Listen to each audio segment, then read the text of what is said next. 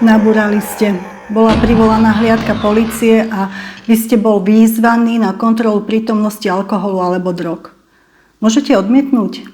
Samozrejme, fyzicky vás nikto nedonúti fúknuť do prístroja.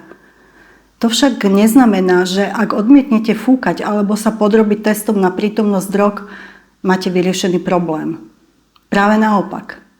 Mýtus, keď odmietnem fúkať alebo test na drogy, nemôžu mi dokázať, že som niečo požil, je síce rozšírený, ale úplne nesprávny.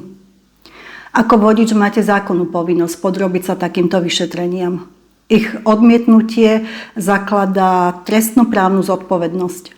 To znamená, že pri odmietnutí sa automaticky dopúšťate trestného činu ohrozenia pod vplyvom návykovej látky bez potreby preukazovať, koľko ste vypili, alebo či a čo ste užili.